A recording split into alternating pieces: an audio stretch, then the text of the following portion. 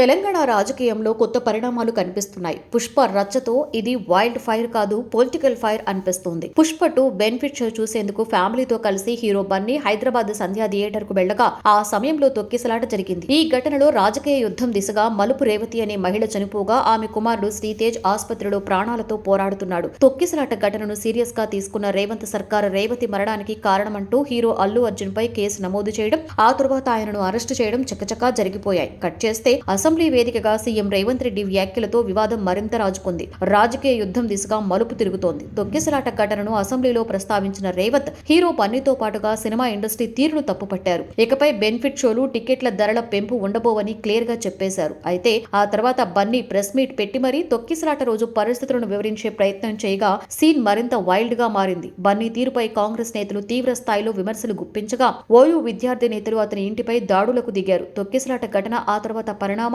కాంగ్రెస్ ఘాట్ విమర్శలతో పరిస్థితి హాట్ గా మారింది. అయితే రేవంత్ సర్కార్ కి కౌంటర్ గా బీజేపీ రంగంలోకి దిగడంతో సీన్ పొలిటికల్ కోర్టులోకి చేరింది. అల్లు అర్జున్ అరెస్ట్ ఘటనపై కాంగ్రెస్ నాయకత్వంపై మొదటి నుండి కూడా బీజేపీ విమర్శలు ఎక్కుపెడుతోంది. అసెంబ్లీ ఎపిసోడ్ తర్వాత బీజేపీ నేతలు ఒక్కొక్కరుగా సీఎం రేవంత్ ను టార్గెట్ చేయడం మొదలు పెట్టారు. ప్రభుత్వం కావాలనే సినీ ఇండస్ట్రీని ఇబ్బందులకి గురి చేస్తుందని కేంద్ర మంత్రి బండి సంజయ్ ఆరోపణలు గుప్పించారు. సంధ్యా థియేటర్ ఘటనలో రాష్ట్ర ప్రభుత్వం పూర్తిగా విఫలమైందని, అల్లు అర్జున్ పై సీఎం రేవంత్ రెడ్డి వ్యక్తిగతంగా కక్ష సాధింపు ధోరణిలో వ్యవహరిస్తున్నారని విమర్శించారు. పాలమూరు ఎంపీ డీకే అరుణ కూడా సీఎం రేవంత్ రెడ్డిపై విమర్శలు ఎక్కుపెట్టారు. మనసులో ఏదో పెట్టుకుని మరేదో విధంగా రేవంత్ వ్యవహరిస్తున్నారని మండిపడ్డారు. బన్నీ నివాసంపై దాడులకు దిగడంతో రాష్ట్రంలో శాంతి భద్రతలు అదుపులో లేకుండా పోయాయని విమర్శించారు. సినీ పరిశ్రమను ఇబ్బందులకి గురి చేయడం కరెక్ట్ కాదు అంటూ మరో ఎంపీ లక్ష్మణ్ కాంగ్రెస్ సర్కార్ మీద విమర్శలు గుప్పించారు. సినిమా ఇండస్ట్రీకి బీజేపీ నేతలు మద్దతుగా నిలుస్తుండటంతో కాంగ్రెస్ పొలిటికల్ అటాక్ స్టార్ట్ అయింది. తమ ప్రభుత్వం పేదలు, సామాన్యుల పక్షాన నిలుస్తుంటే బీజేపీ మాత్రం సినీ ఇండస్ట్రీ వైపు నిలవడం ఏమిటి అని ప్రశ్నిస్తోంది. తప్పు చేసిన వారిని వెనకేసుకొస్తూ వత్తాసు పలుకుతోంది అంటూ హస్తం పార్టీ నేతలు ఘాటు విమర్శలు గుప్పిస్తున్నారు. దీంతో తెలంగాణ రాజకీయాలలో కొత్త చాప్టర్ స్టార్ట్ అయినట్లుగా కనిపిస్తోంది. ఒకవైపు రాజకీయంగా యుద్ధం సాగుతుంటే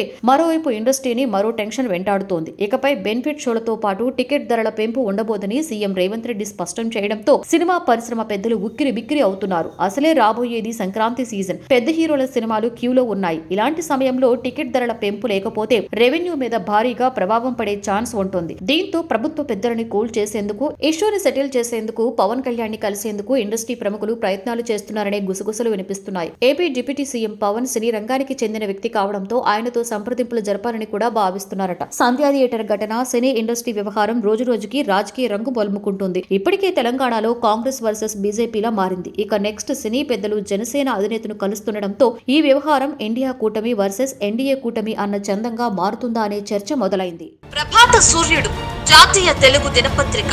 ప్రతి అక్షరం నిజం వైపు. నిజం దాగదు, వార్త ఆగదు.